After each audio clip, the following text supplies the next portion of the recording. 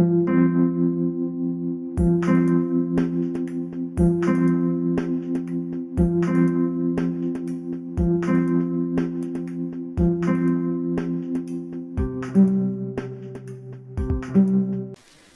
Gundam fans, this is Prime92, and today I'll be looking at the 10144 high grade crossbow Maoh from the Gundam Build Fighter series.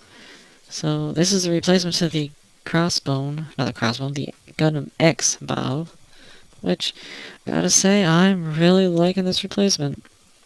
It looks amazing. I love the skull.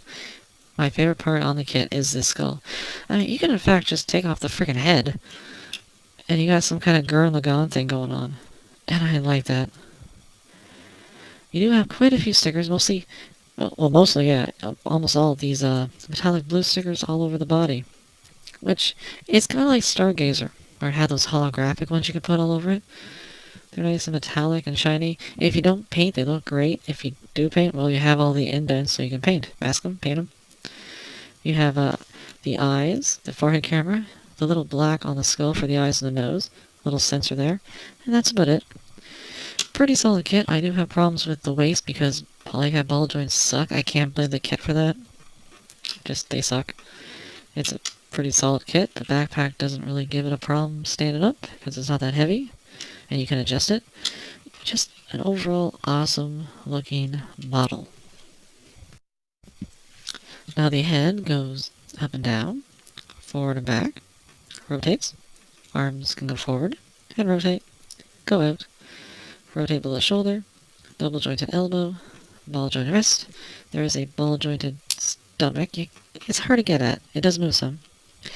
And you got a ball jointed waist, ball jointed front skirts, hinge side skirts.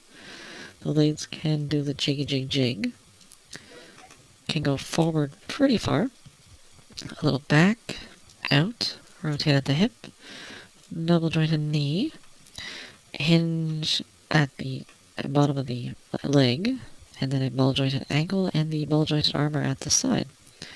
And it does have a little bit of a cut in here, so you can get more of a inward bend.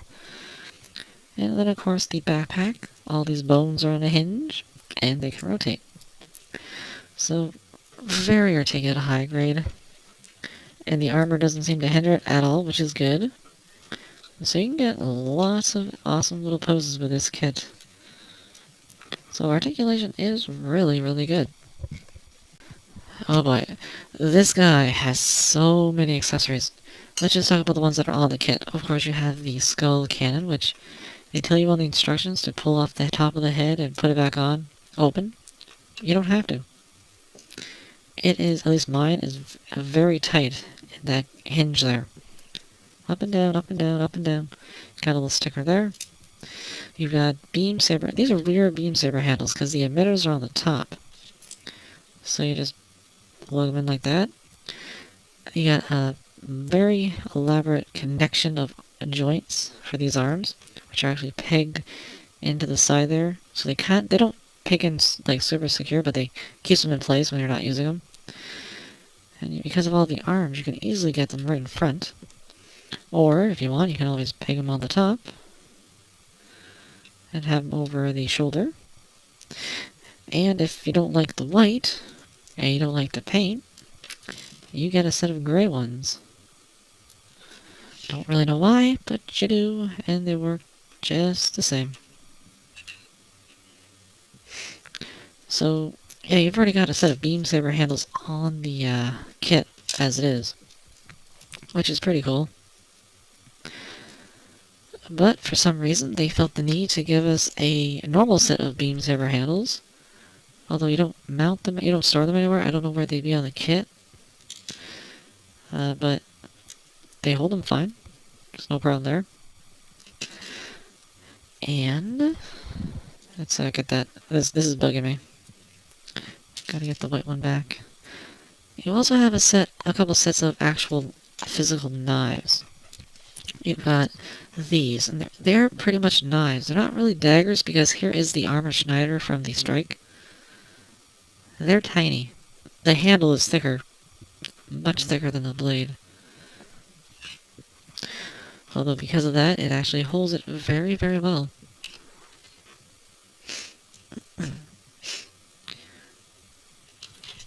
So you get two of these little things, which could kind of work more like brass knuckles if you cut the tip off. And you get a set of little teeny knives for the feet. Little holes right there. Take them in. And now you can do some awesome poses with him kicking and stabbing at the same time. Which is pretty cool. I do like that. It's a different take on the blue frames. Daggers that come out of the feet. This one comes out of the bottom. Didn't Ava Unit 1 do that? I think it did. So there we go. Well, we've also got a beam musket. Has a little sticker there for the scope. Now it can be mounted on the side skirt, like that. Or you get a set of really cool holding hands. Oops. They have a peg, which is actually from the hand cover, goes all the way through.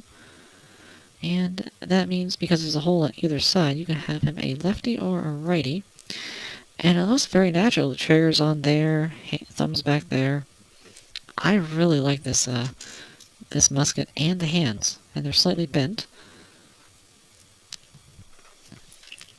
That looks really good. I really like that. And now you've also got the set of victory finger hands, a set of holding hands, and this weird angled hand, which I'll show later. But you've also got a, I guess is a beam cutlass. I think that's what they are. A really nice beam. A very cool looking design. You can also mount it onto the side skirt if you're not using it. And it is a little loose in the holding hand, but that doesn't really affect it too much. It still holds it rather well. Like that. Now, if all these weapons I've shown you weren't enough, you also get a set of bone swords.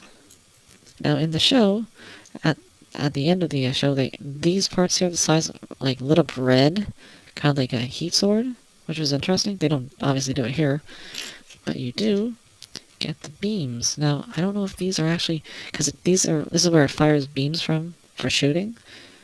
Like, do they actually work as beam sabers too? I don't know. They could, why not?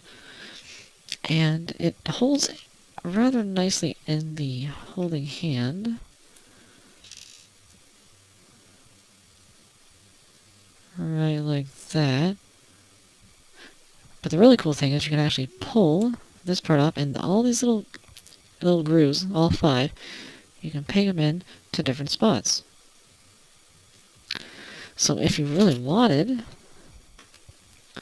if I don't do that, you could have a double-sided bone saber. Because why the hell not, right? Why not?